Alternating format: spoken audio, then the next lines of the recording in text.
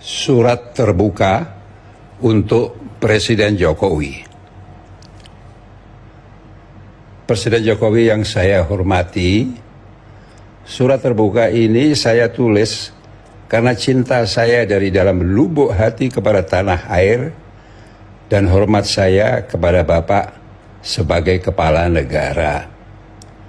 Bapak bisa membacanya sebagai kritik, tetapi saya tidak ragu karena Bapak pernah bilang langsung kepada saya bahwa Bapak tidak keberatan dikritik karena kritik adalah masukan bagi Bapak.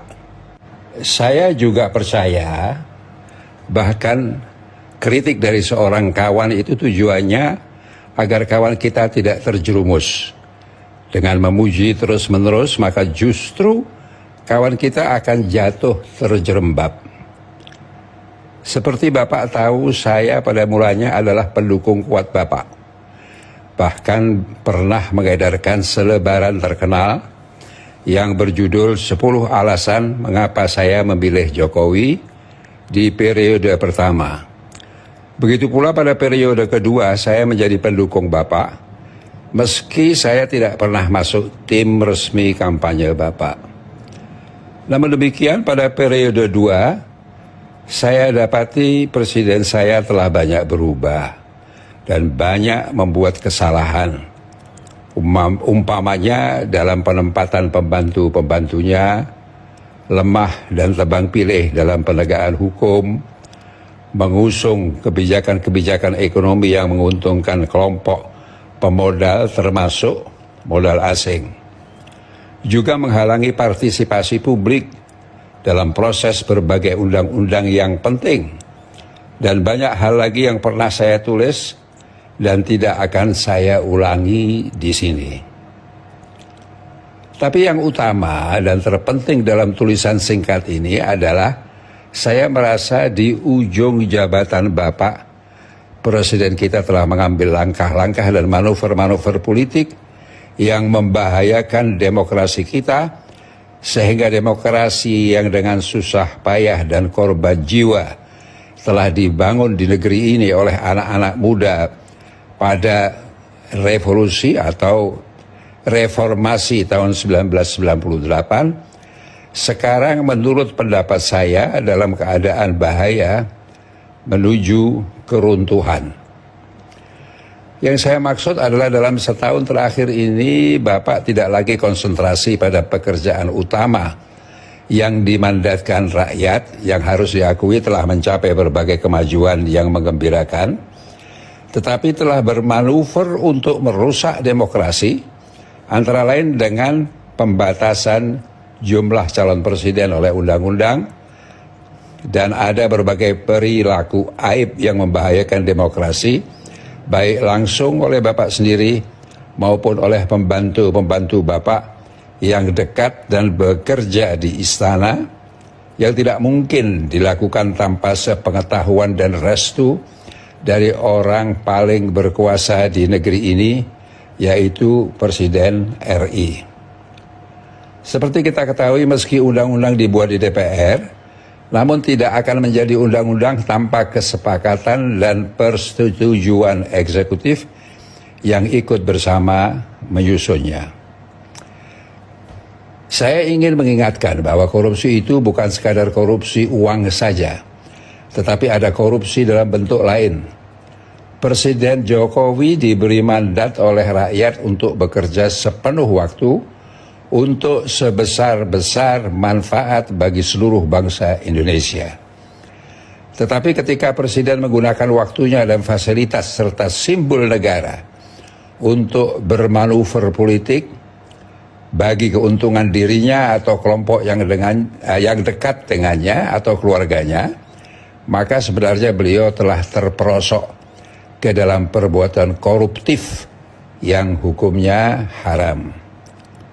Saya yakin Bapak adalah seorang Muslim yang baik dan religius. Oleh karena itu saya akan mengingatkan hal ini dari sudut pandang agama Islam juga. Dalam Islam, istilah husnul khatimah dan su'ul khotimah sangat dikenal. Artinya akhir yang baik dan akhir yang buruk. Biasanya diartikan bahwa akhir yang baik, husnul khotimah, sebagai mati dalam keadaan beriman. Dan sebaliknya su'ul khotimah, mati dalam kondisi menolak kehadiran ilahi. Namun husnul khotimah bisa juga diartikan ketika seseorang konsisten dan banyak melakukan kebaikan sampai akhir hayatnya. Sedang su'ul khotimah adalah mereka yang mulanya baik, tetapi di penghujung hidupnya terperosok ke dalam perbuatan-perbuatan yang tidak layak, yang tidak diridhoi Allah Subhanahu wa ta'ala. Inilah mereka yang berada dalam kerugian besar yang sangat merugikan dirinya, baik bagi kehidupan di sini seterusnya maupun kehidupan berikutnya di akhirat nanti. Seperti kita ketahui, hidup kita di sini ini hanya sementara. Hidup kita yang panjang nanti ada pada tahap berikutnya, yaitu di akhirat. Bahkan kita disarankan untuk tidak memberi nama anak kita yang baru lahir dengan nama orang besar sebelum orang itu wafat. Sebab tidak sedikit orang hebat yang memulai sesuatu dengan baik, menjadi terkenal dan dikagumi, tetapi pada ujung hayatnya, sebelum wafat dia telah melakukan perbuatan buruk. Dan itulah yang diingat oleh masyarakat. Dalam pemilihan umum legislatif dan pemilihan umum presiden bulan Februari tahun depan, tugas seorang presiden adalah memastikan bahwa pemilu dan pilpres itu berjalan dengan damai, adil, dan jujur. Bukan ikut campur di dalam menentukan siapa yang boleh ikut di dalam kontes presiden maupun yang tidak boleh karena pertimbangan-pertimbangan kepentingan kelompok. Saya tidak tahu apa sebenarnya yang dituju oleh Presiden Jokowi sehingga ada kandidat yang terang-terangan dihalangi untuk maju sebagai capres. Orang bertanya apakah Pak Jokowi takut bila calon itu menang bisa membongkar rahasia-rahasia yang membahayakan dirinya, atau ini hanya sebuah ego bahwa presiden mendatang harus melanjutkan program-program yang ditinggalkan oleh Presiden Jokowi seluruhnya, baik program-program itu dinilai tepat maupun dinilai tidak menguntungkan rakyat banyak. Satu hal lagi sebagai akibat dari campur tangan penguasa tertinggi di Indonesia ini dalam pemilu dan pilpres, bisa juga menimbulkan bahaya hilangnya kedamaian di negeri ini, menimbulkan chaos, pemberontakan dan sebagainya, seperti reformasi tahun 1998 yang mengakibatkan kerusakan, pembakaran, dan hilangnya nyawa, dan sebagainya. Mudah-mudahan Allah melindungi kita dari bencana itu.